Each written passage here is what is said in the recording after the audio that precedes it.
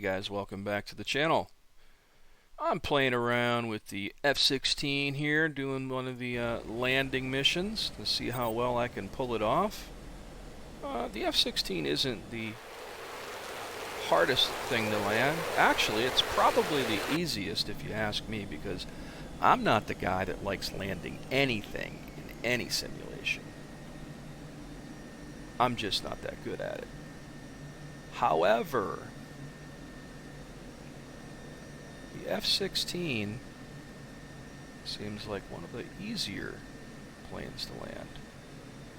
The hard part is just slowing it down enough to land, because it really wants to go, and it wants to go like hell.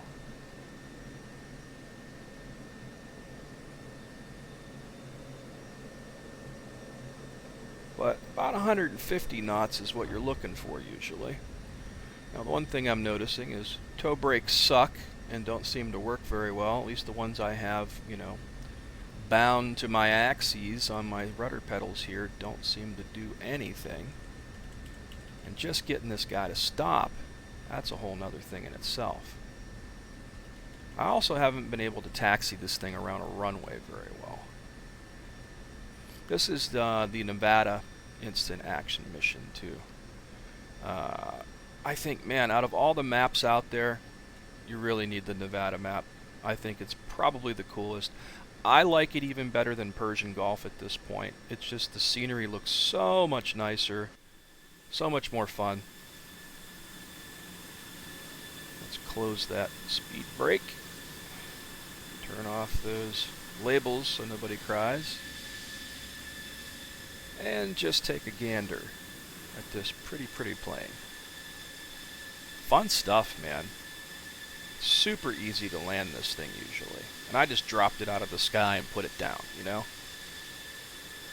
I really like this plane. I'm having a blast with this so far. Let's take her back up. Why not?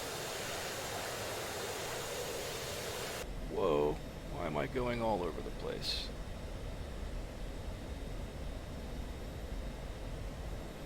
Super easy to get her back in the air again, too. Altitude. Did I bring up my gear? Yeah, I did. I think flaps are automatic on this thing, which is rather nice.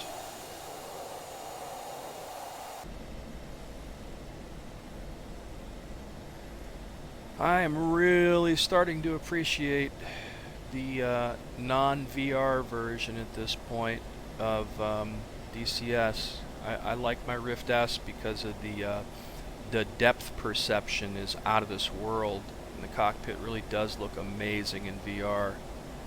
And it's very addictive, but it's so hard to beat this visual splendor that you get on a super ultra widescreen 2D monitor like this. I mean, I'm only running at 3840 by 1080, which is considered double HD. Basically, it's two 27-inch panels next to each other without a seam in the middle. So it's a single panel that is equivalent to two 27s if you stuck them right next to each other. Look how fast this thing picks up speed, man. This thing just goes. I am hauling ass.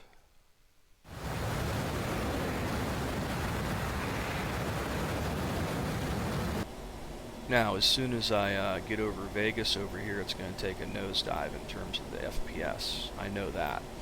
But in VR, probably 75% worse, man. It's just, man, it's terrible. One guy had made a post. I'm already out of fuel. Oh, because I was landing, they only gave me so much, I guess. Well, that's a bummer. I really wanted to piss around. I wanted to land and take off and zip around the city a little bit. I'll pull out a burn. Maybe that'll give me a little bit, enough to not drop out of the sky right away. Such a pretty plane, though. They do only give you one livery so far, which is okay. I'm not complaining. Now, here we go. Look, 48 FPS.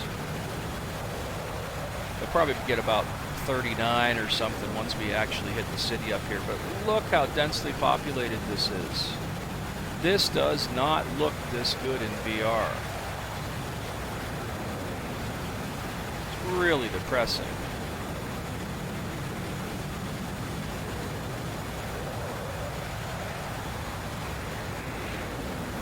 But look at Vegas, man. Look at that detail. Holy shit.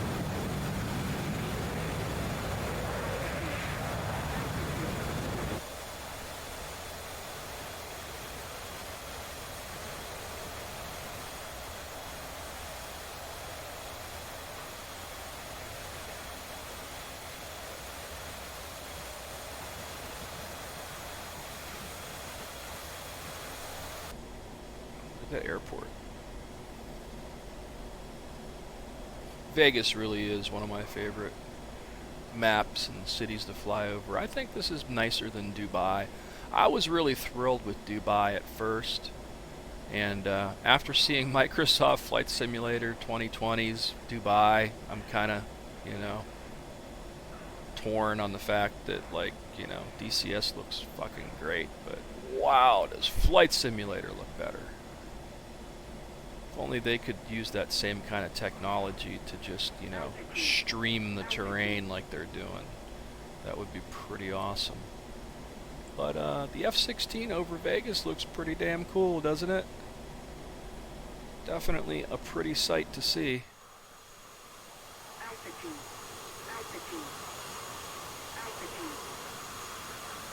Very nice. So I'm going to leave it at that, guys, before I run out of fuel and just drop out of the sky. So until next time, please subscribe to the channel.